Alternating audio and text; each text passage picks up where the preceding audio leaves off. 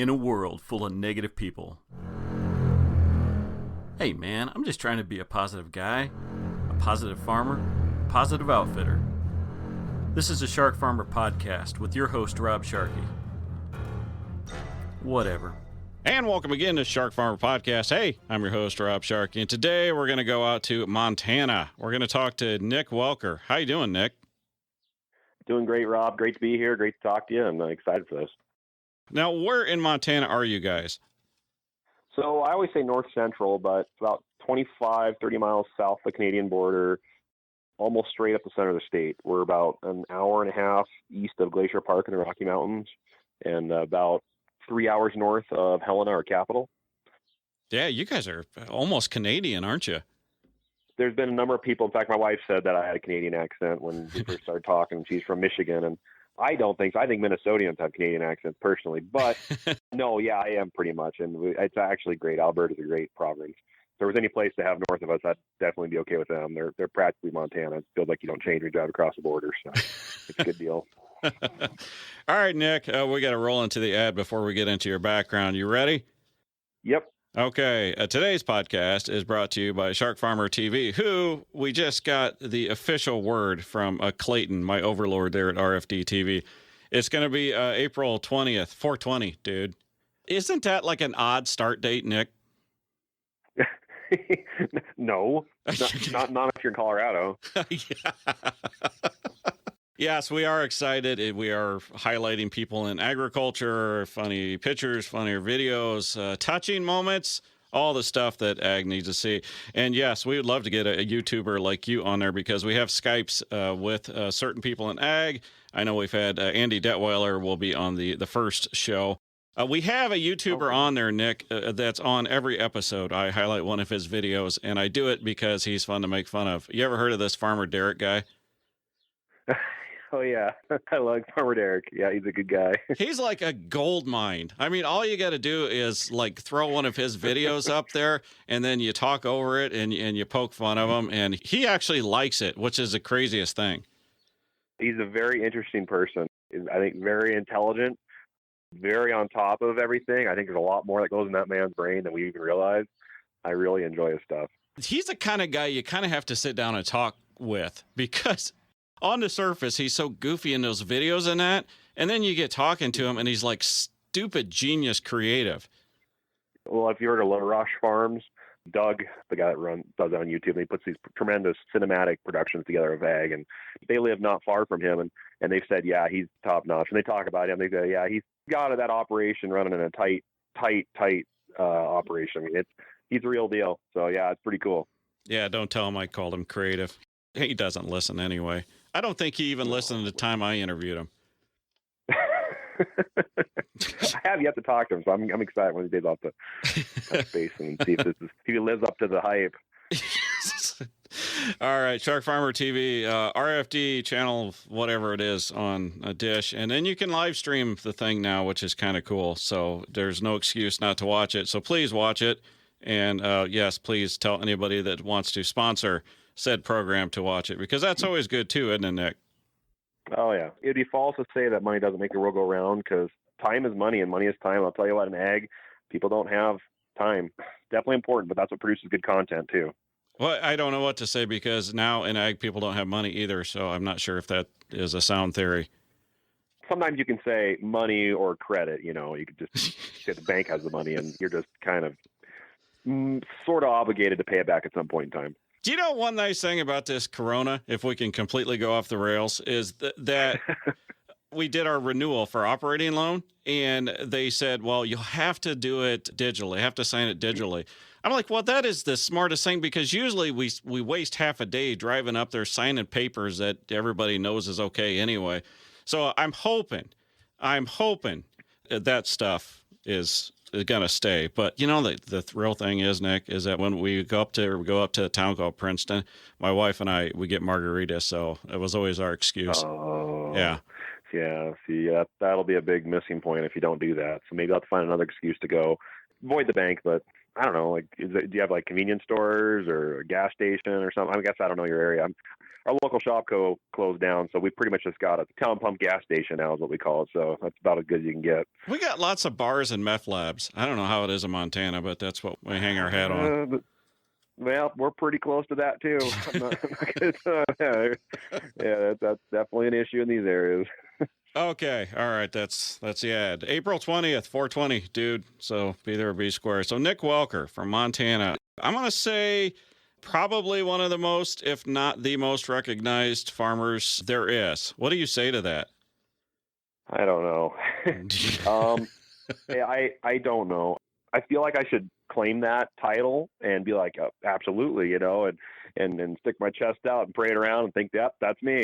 But to be honest, it kind of scares me. I mean, it does when I hear people say things because I don't feel that way and I don't think that way. And so whether we go to farm shows or just run into fans, I just, I can't believe it's me. It really is kind of surreal. And I don't want to say creepy, but it's just weird. I didn't grow up to be this person. I never intended to be this person. Now I'm this person. And so I just have to learn all the different things it brings in life. And it's pretty amazing. I don't know if it's changed my perspective on a lot of things, but it's good. It's good. It's awesome. It's just different. Okay. Before we get into the whole YouTube, social media and all that stuff, let's learn about you, your farm, how you grew up. So give us some background on yourself. Well, I'm fourth generation. I'm a family of four, so 6 total in the family. My brother and I farm together. My great-grandpa homesteaded in 1912 on some of the last property available in this area. The reason why was because all the good stuff got taken. They came up from Oklahoma, and basically my great-great-uncle came up and told his brother, said, hey, there's like great land up here. You need to come up here. I think it's 320 acres. It was huge. They gave a ton of land out to homestead, and he's like, you can't believe it. The grass is as high as the horse's belly. And, well, it just happened to be that they had like a couple of years of just record rainfall.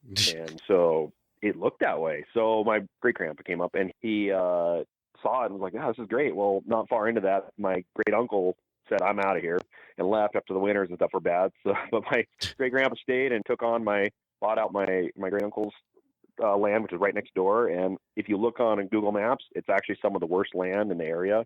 Horrible shale, alkaline ground, about worthless as far as growing crops. He ran a lot of sheep on it and just did what they could to survive, but they barely made ends meet, raised 9 kids. At one point, I think they had like 7 in a 1-bedroom house. 9 kids. So, yeah, it was. Are you guys your Irish? Typical... No, I'm pretty much German and Norwegian. Attaboy. My heritage, yeah. We come from Oklahoma, so I guess you'd call us that too, or whatever, Okies or whatever it is. What's the term for those guys? The Zoomer? No, Zoomer? I don't know what the term is. Anyways, that's where my family originally came from, so that's where we're at now. We've been farming for over 100 years. The farm has grown significantly over the years since then. We're considered a pretty average-sized farm, I'd say, in the area. There's some monster farms, and there's some tiny farms. We'll probably fall somewhere in the middle. Real dry conditions, so we farm low-yielding crops, keep our inputs down, cost down, because our actual gross is pretty low. But it's a good life, and Montana's beautiful, and that's where we're at. So, yeah, I'm continuing the legacy with my brother and my dad, and we're just pressing on to try to improve the farm, the operation, and the land, and everything that we can do to make it a more successful and just pass it on to the next generation when we're able. By the size of the equipment that you have on your videos and that, I'm assuming you're around 500 acres, something like that? Yeah, 500. Bigger? Give or take a couple zeros. Wow. Yeah. Okay. Yeah, maybe. I mean, we had a field that was 500 acres last year. Good night. It seems big. It does. And I totally get, because when I go to some of the row crop country, I can understand. I mean, there's trees, there's things that you can't have 500 acres in one area very often in some of these areas. And I completely get it. But out here, when there's nothing to really get perspective of distance, and a 500-acre field doesn't feel that big because you can see all the corners of it just standing there. I mean, it's amazing. But that would be a big field for us. It's interesting to me. I would love to get out there and see the crops out there and how you do it. I've been up to like Saskatchewan, I've been to Manitoba, and those giant 120-foot cedars in those fields. I mean, they talk in sections and that. It's just interesting, the difference in like your country and the ice states. It is, and that's an entirely new realm. I mean, those guys are, the amount of acres, I feel like we have a hard time keeping tabs on the ground that we have, and I don't know. I think you'd have to become a full-time office just manager. You'd have to be just sitting pushing paper and pens, and Yeah. you wouldn't see equipment at that point because there's just no way. I mean, that's just a gigantic operation, and it's amazing that it can do it. I give them credit. Okay, so growing up, were you that stereotypical farm kid out there pestering your dad and whoever and doing that stuff? I was homeschooled till 8th grade. Then I went into public school from then on. And when we went into public school, we got a bunch of friends. We became kind of the fun group to hang out with.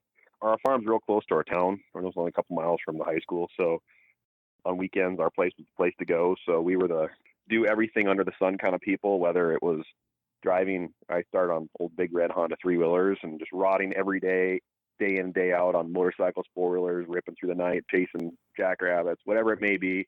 Bonfires every weekend, stealing cars and destroying them, and a lot of guns. I mean, just everything you can think of like a fun country boys doing as we did. We just had a riot growing up. I had just an absolute fun childhood. And then, of course, farming in the mix. But I honestly didn't really have a lot of passion for farming like you would think when I was younger. I played a lot of video games. I was kind of a nerd in some aspects, too. Oh, So whoa. Which game? Did I say that? What game was the Sorry, go ahead. game? Well, oh boy. What really probably took off was Halo. I mean, when the Okay. first Xbox, we actually camped out overnight in the Target parking lot to get the first Xbox when it came out. Yeah, when that hit the scene, we got really good at that. We competed in Halo tournaments across the state, won most of them, and we were really good. And yeah, it was fun. We were really good at those kind of things, and that just transitioned to other games. And that's actually kind of ended up at a crossroads, basically, where my folks just basically told me and said, "Hey, so you need to figure out something to do in your life because your passion is obviously not in farming. So you're going to give you a little bit of time here, or I'm going to kick you off the farm. So figure something out, like either go to college or do something, but you're not staying here," because obviously I wasn't participating in the operation like I should be. I was doing the bare minimum that I needed to do just to kind of have things happen. You're being a kid. Yeah, I was. I didn't want to grow up. Yep. And I didn't understand. I mean, there were just things I just didn't understand. You know, the work that my dad was doing. Our farm wasn't really as big as it was now then, but he was doing it all himself still. So he was a typical farmer, just day in and day out, working hard. But that led me to go to college. And then through that experience, I came back to the farm. And that's when we really started growing and adding acres on. And it was like, maybe this is where I really need to be. And then I just started to really participate more and kind of took off from there. And that's kind of where the social media thing came in, with some of my experience of being nerdy, kind of transitioned into farming. When did you start all of this? Well, I started YouTube back in, I think, 2010, I think. I had some friends from Colorado where I went to school, and they came up and had a good week here, just really good time. And they told me, "Hey, you need to start taping this stuff and put it on YouTube." This is back when YouTube was pretty small, and because people would like to watch this, and this was kind of, nothing was as politically correct then, so you could do a lot of stuff and not get in trouble for it. It's so. That was back in the days of the Jackass, right? So you were probably, was that an influence? Yep. Was it? A little bit, maybe. We didn't go to the point of like, it was, I guess we did kind of with like equipment and stuff and records, but it wasn't like quite with their flavor. But they go way too far. I find that time period interesting because, I mean, that's when I think a lot of people started doing this stuff. YouTube was taking off. You had a show like that. This was all kind of a natural progression for people like yourself. So the first videos that you're putting out there, what did they include? There wasn't much. There was only honestly 2. And we bought the first GoPro when it came out, the very first Hero GoPro, and filmed ourselves wakeboarding on a field that's a low spot that it's about a mile long. And this one year, every so often it filled with water. And so there's about a mile long lake basically. And so we were wakeboarding on it with a 4-wheeler. Well, it became the hot spot for birds to migrate in. And when they were heading north or south, it was just nasty water. I mean, the amount of bird species in there was thousands of birds would be in this thing. So it smelled terrible. So we called it Bird Crap Pond. We'd wakeboard on it and caught a little bit of video of us doing that, and then another video of us tearing down an old homesteader chicken coop with a backhoe. And literally that was it. And they were just like a little bit of chopped up footage with some music thrown to it and put it on YouTube. And then I didn't touch it since for like 2 years. Just did nothing. I didn't really caught on to putting videos up. And that was kind of our thing. My friends were like, "Oh, you should do it." And that's as far as we got.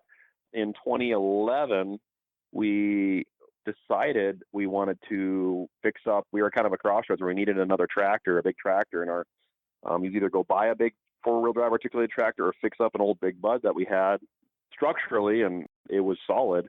It just needed a new engine and new hydraulics and some updates to the cab. and it'd be a functional seed tractor again. So we decided to do that. And I was like, well, I wonder if I could make a time lapse of that process, because I've seen the videos on YouTube where people do a time lapse of like building a house or rebuilding an engine or something. And I thought it was always so cool to take months or weeks of work and put it down into just a couple minutes of video. So I put the GoPro up and just basically tried to take time lapse footage of everything we did that entire winter building that tractor and put it out there. And that one just took off and did really well. And that was just kind of coincidentally around the time Big Bud started kind of getting back on the scene again for popularity. People were starting to look, what are these Big Bud tractors? And so it kind of was a win-win deal, because it was really cool footage, edited really well, mixed with these kind of unknown legendary tractors that the world was going, wow, these things existed. What are these things? And so it kind of caught off. That's what started to really grow the channel. All right. Hold up, because I've seen this video. You're telling me that video was one of your first ones? Yeah, I've got 3 of them now, but the very first one, yep, that was basically the first real production video that I did. Just GoPro, entirely GoPro, and I think I had like 40,000 pictures and just put her together. And that was really well done. It was fun to do. It took me a while. It took a lot of hours, but it was fun to do. That's my style. I like to find music and put the video to the music. First, I find a song I like, and then I try to take the highs and lows of the video and match it to the rhythm of the music, or whatever's the highs and lows of the songs. And I feel like that kind of captures an emotional response to what you're watching. Just like in movies, the climax has the loud music and calm and there's nothing happening. I mean, so that kind of sort of was what I did, and that's just kind of what caught. And yeah, it turned out really well. I was really happy with it. We're sitting at agriculture now with, you have people like yourselves, people like Zach, you got Meredith Bernard, you got some of these big YouTubers, and a lot of people in agriculture are looking, and they want to be you. They want to accomplish what you have accomplished.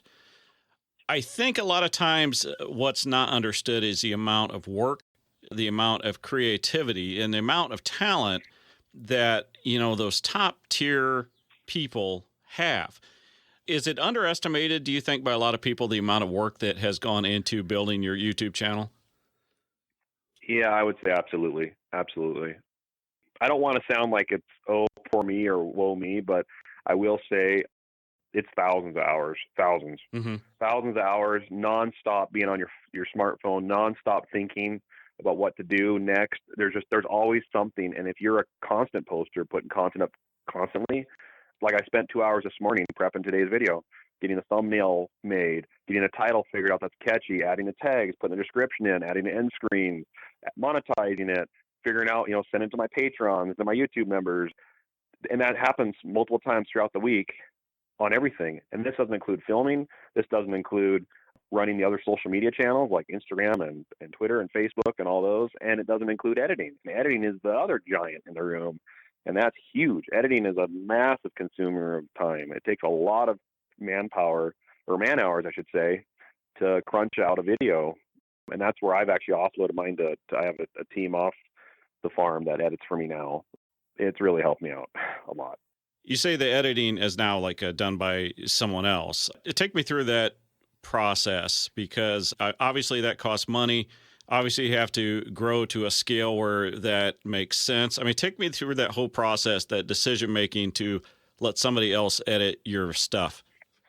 What I was at a point where I wanted to produce consistent content on a regular basis, but I physically could not. I was staying up, I was putting in 50, 60 hours a week editing and doing YouTube along with 50, 60 hours a week farming. I mean, it was about impossible. I was staying up all night, 2 nights a week editing to get content out for the next day. You can't physically do it. A human can't do that. And it was at a point where I realized either I take the amount of money that I'm making now and put it 100% into editors, and I basically just break even, but just for the sheer fact that I can hopefully contain and maintain this and hope that it grows enough that then my increase will offset the cost of editing and I'll be back on page one again where I'm making money again. Or I quit and cut back to basically one video a year or every 6 months or something and just tone it way back to about nothing. And we sat and my wife and I talked about it for a while, and we just realized, we need to have someone else edit for us. So we looked at our options, and then that's when I got a hold of these guys, and they were very willing to work with me. They've never done like a YouTuber before or anything. They just did like commercial projects for companies that want a little intro video or whatever it was. It was never done for social media or YouTube. So this was new to them too. So we worked out a whole process that we have to go through. Basically what we do now. So to start my week off, usually 2 to 3 days of filming. So my brother has a camera, I have a camera, my dad has a camera, film all the content that we're doing as much as we can. And then throughout that, I'm constantly uploading to a computer in my shop. We have fiber internet, so that's really a blessing. So then we upload it to a Dropbox. Seriously? You in Montana, you have fiber?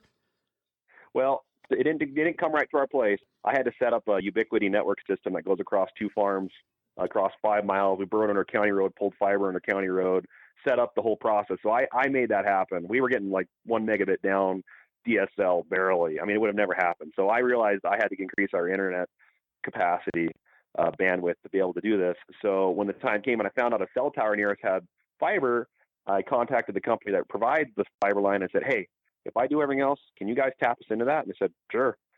All right. So we did it. So yeah, it's been an awesome system. I bet I've sent 30 terabytes of data across that since we've done all this. It's been astronomical. Like literally yesterday's video was 140 gigabytes of data that was sent off for them to edit.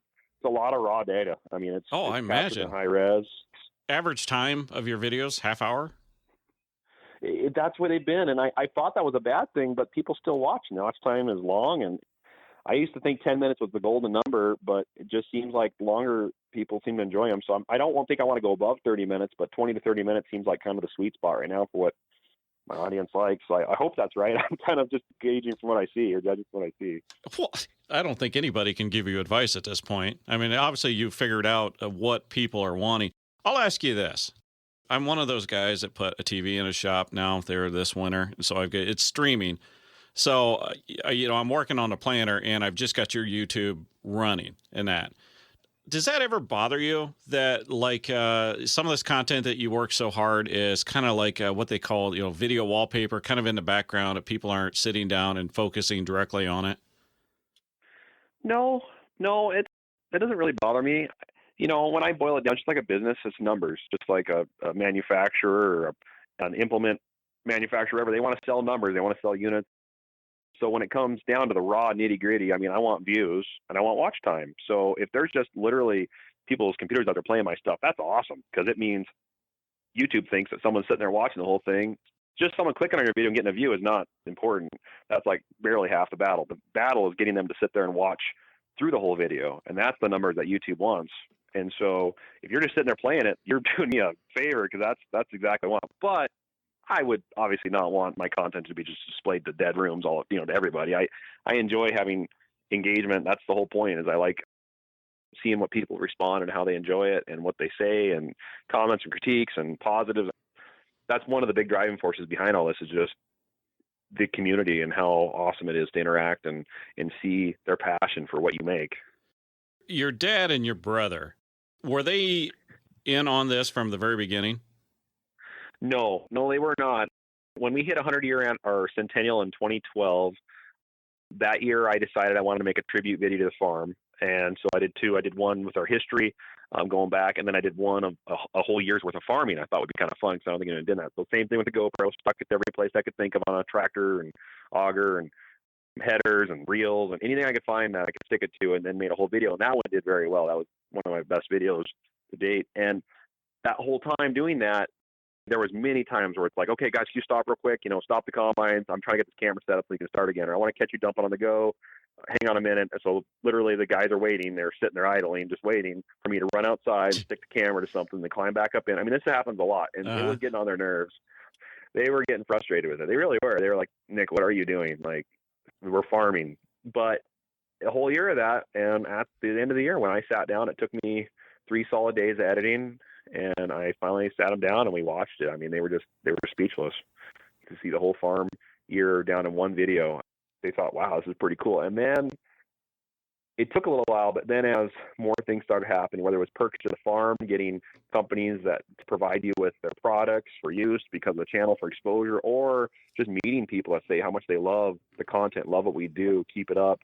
I think they really started seeing the potential and just where we are going. And now they're probably more on board than I even am. I mean, they're all for it. My dad he reads every comment, and he used to respond to every comment until YouTube blocked him because of that, because they thought he was spamming my channel. You're kidding me. Oh, that's hilarious. Yeah. No. Get this. They blocked him on Christmas Eve, because he was saying Merry Christmas to every comment on my video I posted that day. And they blocked him. And he tried to rebuttal it, like, or refute it, like, hey, I'm not spamming. Had no access to YouTube anymore on that account. He made a new account. Yeah, I know. So trying to help out the channel and tell everybody how much he appreciates the audience. Yeah, he got the door shut on him by YouTube. But I know it's all a computer algorithm. He left like 500 comments in one day, and the system flagged that as a spammer. So that's awesome. Yeah, I know. It's kind of funny look back now. Well, you got to imagine that there's people out there that would have very good YouTube channels with agriculture that their family goes, that's enough. Put the camera away, son. We're farming. Absolutely. That's one of the things that I do have a hard time with, is when people maybe lift you up to a higher standard and put you on kind of a pedestal, I guess you could say. When I know personally farms around us that are way more educated, gifted, talented, better fabricators, mechanics, farmers, bigger operations, brand new machinery, nice shops. I mean, good personalities, humorous, funny. There are characters out there that would be huge on YouTube, but they either A, are too busy, B, they just don't have the technical knowledge on how to even do it, and C, just don't even want to do it. They just don't want to mess with that. I mean, the idea to them sounds ludicrous. I mean, it's like, I don't want to do that. But if they knew the workload it takes to get to where you're at, and it's not like, boom, I'm a YouTuber tomorrow when I start today. It takes years, unless every now and then a select few get on a niche and their channel hits a certain audience and it just explodes, and that happens. It's happening now, and it's just, you get these runs, so that can happen, but most of the time it takes a long time to build it into what it is. Yeah, but no, there are great farms out there that would be, I wish were on YouTube. I really do, but it takes someone to step up and do it, I guess.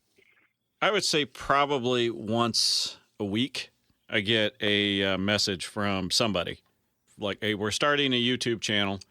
We really feel like we're going to be the next Welkers, the next Zach, the next Brian's Farming Videos. It's uncanny. I mean, they're always, we're starting this and we're going to be as big as them. It kills me that they don't look at the work. They don't look at the talent. That's where I think a lot of times where people truly misrepresent what you guys have done. There's an it factor. You've got to have something that makes people want to watch you. And not everybody has that. It is true. I mean, you have to find a niche. You have to find something that makes you stand out. Some people it's personality. Some people it's operation. It's hard to say. Some people it's editing style and the type of content they produce. Yeah, there's a lot of factors that go into it, and trying to distinguish yourself from the crowd, especially as the crowd gets more and more populated. I mean, there's nothing against that. It's exciting. I'm excited to see people do that. I really am.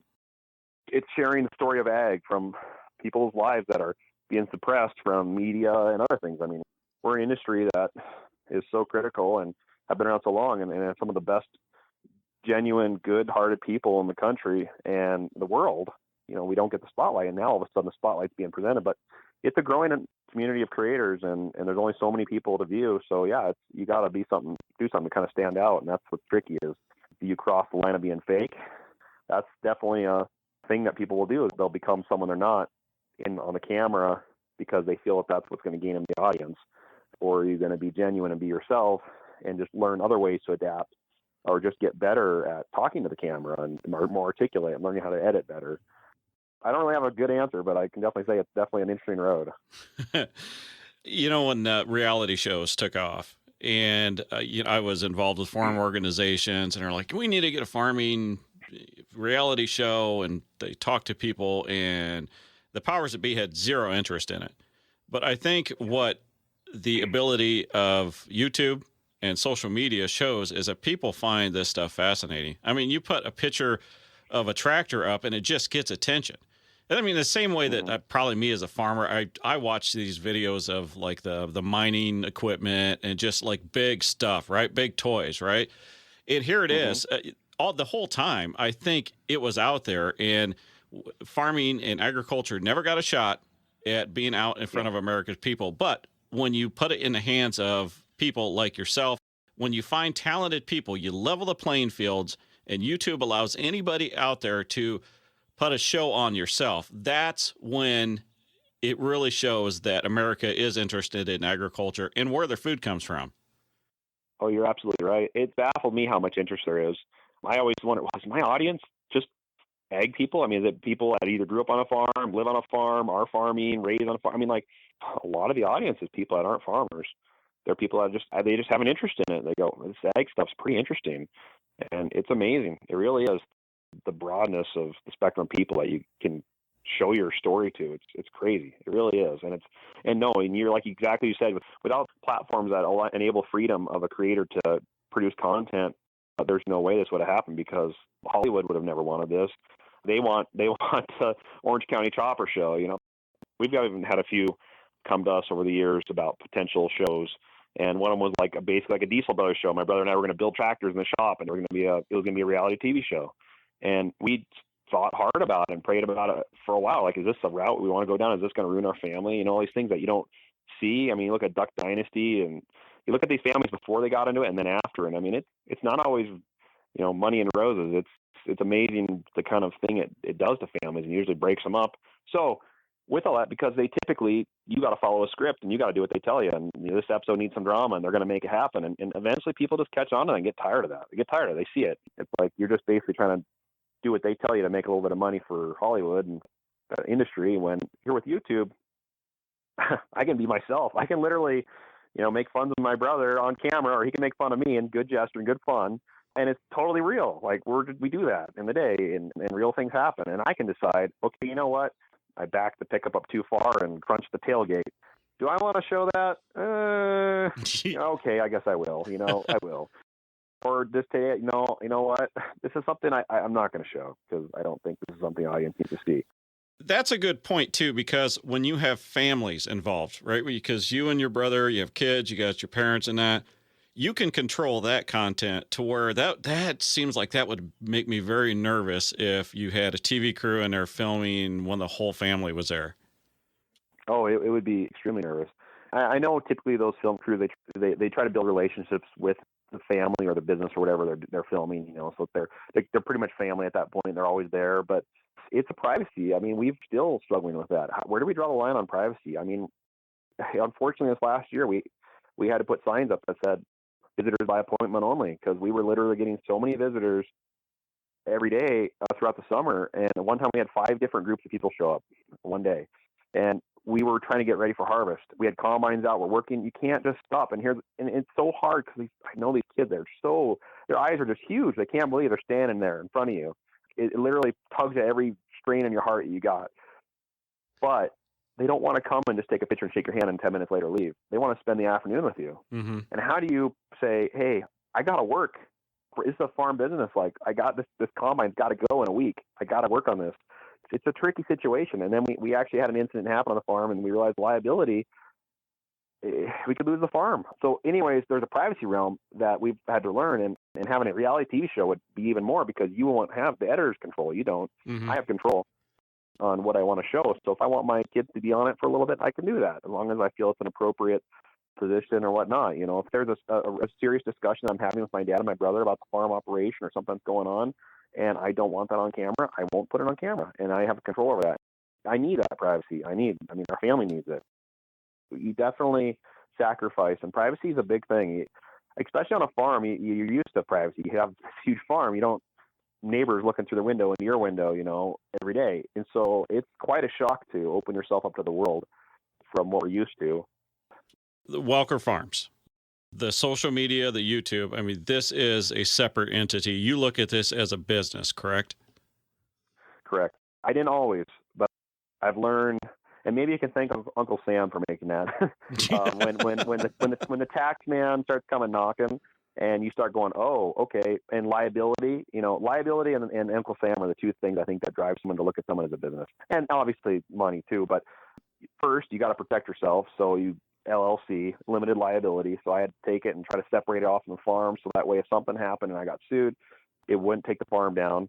And then all of a sudden the tax man comes knocking, and you go, oh, you know what, we need to incorporate, because I need to make this a corporation, and that way I can have contractors and I can write off stuff, and my brother and I can have individual corporations and work. I mean, they're like, you got to be smart about that. You have to. It's what every big business does. That's why Google and Amazon didn't pay any taxes the other year. I mean, it's like, not loopholes in the tax codes. You take these steps. Just that's why all these farms are incorporated. Mm-hmm. Everyone thinks big corporate farms. That's because we were forced to.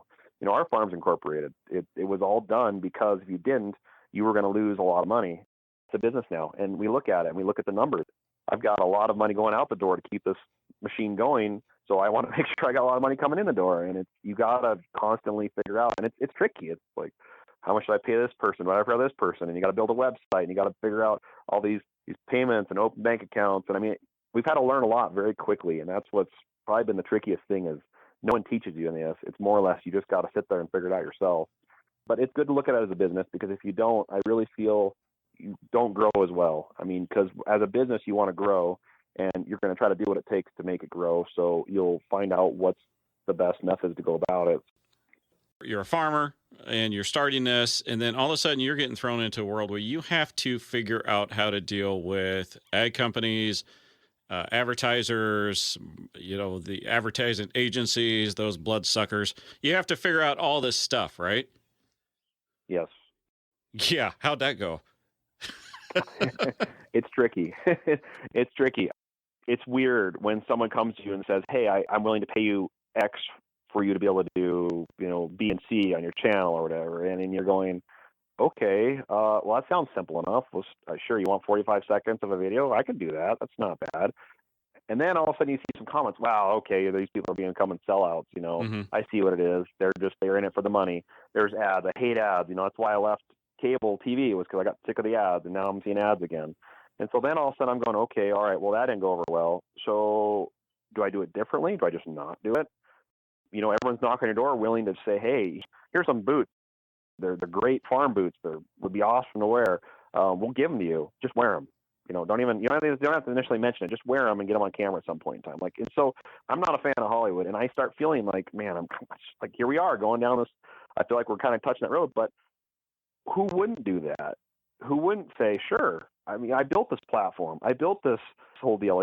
It's our family. It's our family farm. It's all this. So when a big company comes and says, hey, we'd like to be a part of this, and we're willing to do X, Y, and Z for you if you do this, yeah, it's learning out, what am I worth? What is acceptable to my audience? That's not going to be too much, but that they're going to say, okay, we understand this. And what is enough to make the partnering company or whatever it may be happy with what you're doing? Oh, it's tricky. If I had a perfect world, it'd be unlimited funds to have an agent, to have a business, a secretary, to have all these different people, because that's what, like an NFL star or a movie star or whatever, they don't do all this stuff themselves. They have a guy in between them that's negotiating everything, that's figuring out everything, that's planning everything. They just say, okay, you have this time, you have this call at this time, you have this email you got to respond to, and these different things. But here we are doing all that ourselves, and it put ourselves in some shoes we were not expecting. I hope people give us grace in that, because we're learning. Every day is a new experience. But it's also been really cool, too, because we've had some opportunities to, like with Case IH, try out some new equipment that we would have never had an opportunity to try out. It's just been fantastic to be able to show some of this stuff with the world. And some of these are the best videos I've had. And the LSW tires from Titan Tire, that was great. They put them on our combine. We called it Beast Bine. We needed tires for that combine really bad. We were about to have to go buy tires because they were rotten.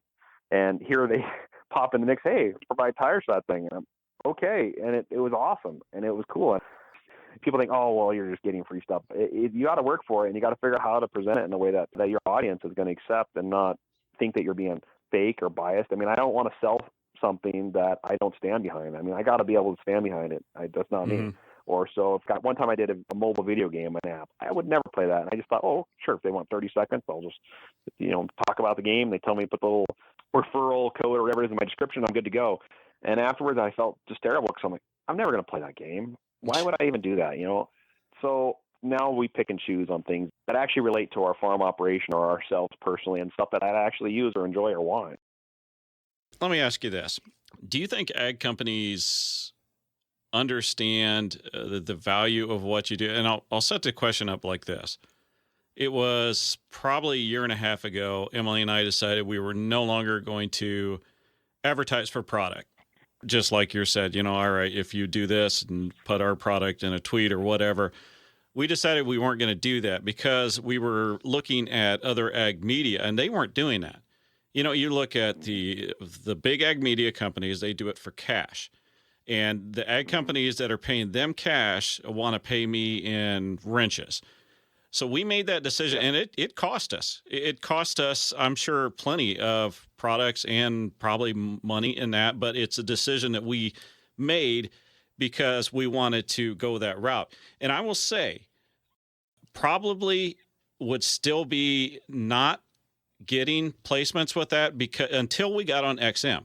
Because once we got on XM, all of a sudden these companies said, all right, well, he's legitimate.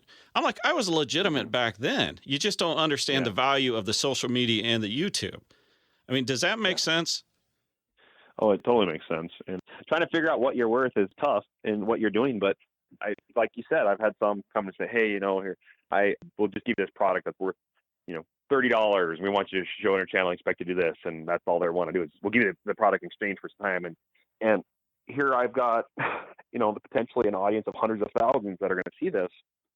Well, for any other out media, like you were saying, to buy that, it would be a nuts amount of money. A lot of money. So yeah, it's been a learning experience. What is it worth, and how to not let advertisers in essence take advantage of you and your platform. And when the ag community, I think, not that I have been a proponent trying to make this happen, it's just kind of like this whole YouTube thing. It just slowly progressed into something that we didn't expect, plan for, or have any like prior imaginations would happen. But like some of the recent farm shows I've been to, it's amazing now how companies are trying to grab these personalities, whether it's YouTube, Instagram, whatever, and bring them to be a part of their show because they see now that it draws people's attention. It draws crowds. People are coming to the booth to see me, to see Zach Johnson, Meredith, whoever it may be. They're going to there to see those people because they just absolutely love the content. And some big companies are going, wow, this is actually a pretty big thing. Maybe we need to get on board. And I feel like there's kind of getting a crossroads now where a lot of companies are either A, feeling like they're behind and trying to play catch up, or B, are trying to figure out whether or not this is even something they want to engage in. But I definitely think there's opportunity, and it's hitting an audience that's definitely an ag. There's going to be a lot of companies I think that are going to continue to try to find ways to get into the social media YouTube.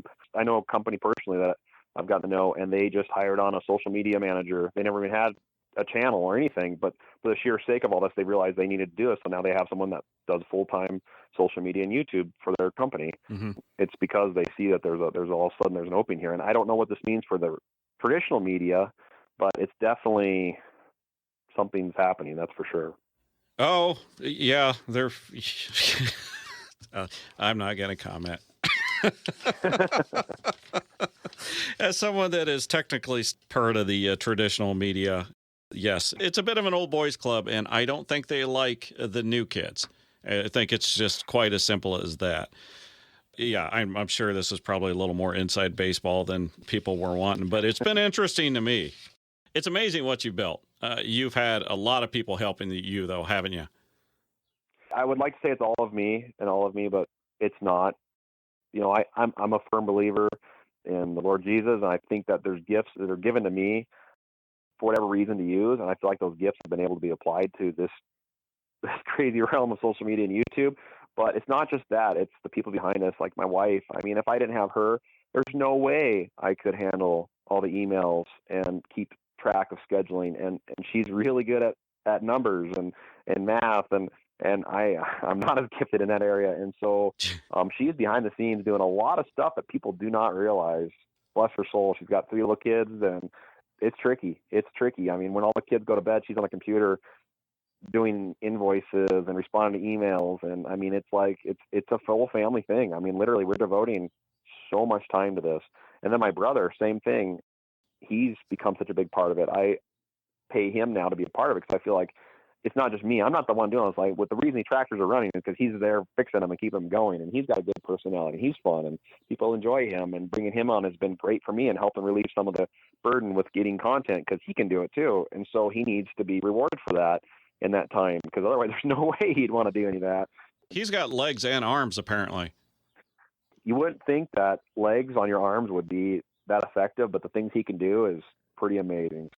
I just haven't quite found the shorts he can wear that his head can fit through too. Because whenever he tries to put that on, there's only 2 openings and he's got 3. So I don't know, but he's hilarious, and it's just fun. And his wife, she's a graphic designer. She designed our logo and did a bunch of that stuff. And so she's been working hard behind the scenes, creating new merchandise for us, and working with merchandise company Farm Focus and all these different deals. You know, this couldn't happen if my dad wasn't there, because he's running the farm. I mean, yeah, we're doing a lot of the labor and work, but he's doing the desk work. He's doing a lot of the business work, the tax work, stuff that I haven't quite taken on yet. And I know my day is coming, but to put that burden on me right now, I don't know if I can handle it all, honestly. So it's definitely a team effort, I guess you could say. We all are working together to try to make this work and see where it takes us. And when everyone says Nick Welker and thinks that I'm, you know, the genuine face of the whole thing, yeah, that might be that I started it and I am definitely running it, but I absolutely could not do any of this without the good family that I have behind me. I would agree. You know, we've seen that. We've seen people that have very talented on social media, YouTube or whatever that, and they kind of disappear because they don't have the family support. Not even the spouse or whatever helping with it. Just to have the support, I think, is absolutely necessary. So it's neat to see. It's neat to watch your guys' farm. You do a very good job, obviously. Your stuff is quality video, and it's putting a great face to agriculture out there. And I want to thank you for that, because if you guys aren't out there, when people see the stupid stuff, the Roundup lawsuits, all this stuff, they don't have a face to put with agriculture. Unfortunately, it's your face, but I guess that's going to have to do. Well, as long as people can deal with it, I've actually this is kind of a rabbit trail or side joke, but I've actually had wives tell me that they can't stand my voice because at nighttime when they're laying in bed, their husband's over there watching my videos and all they can hear is my voice in the background. And when they see me in person, it's like, oh, it's that voice that I keep hearing morning and night because their husband's sitting there watching my channel. And they're like, just turn that off already. Like, I'm so sorry. I wish I could change the pitch of my voice. If I could, I would. Yeah, they're always going to find something. It's good though, but no, I appreciate that, Rob. I really do. And I hope to handle this position that we've been given, this responsibility, because that's the hardest part. It's like, I didn't say, hey, I want to be responsible with the position of representing ag. It never was on my crosshairs. It was never something I wanted to do. But now I have it. And now I have to make sure that I am representing this community as the way it should be, because there's a lot of forces that really, for whatever reason, want to tear apart the life that we have and the life that we've cherished and our families have cherished and our ancestors have cherished. They want to ruin it. They want to destroy it for crazy reasons. And we need to stand up and say, no, we're not only are we important for the life support of the world, we're some of the backbone of the country. I mean, some of the most genuine people that will do anything for anybody live on these farms. And we need some of that in this day and age because it's a little crazy out there. Yeah. Well, with great power comes great responsibility. I made that quote up myself. That's pretty good. Yeah. Wow. It's from Spider-Man. I know. Those are the good movies. I don't care what people say. I think they're good movies. I do too. And that was the best Spider-Man. All right. Nick Welker from Welker Farms, the YouTube. Just Google Nick Welker or Welker Farms Inc. You find him on YouTube. I mean, he is not a hard guy to find. Definitely go check out the YouTube channel. It's some of the best stuff out there. So it is incredible. Nick, thank you so very much for taking the time out of your busy schedule to talk to us and everybody else. We hope you catch us next time. And thank you for listening to the Shark Farmer Podcast. I am your host, Rob Sharkey. Please visit us at www.sharkyfarms.com. And just search for Shark Farmer to follow me on Twitter. Later.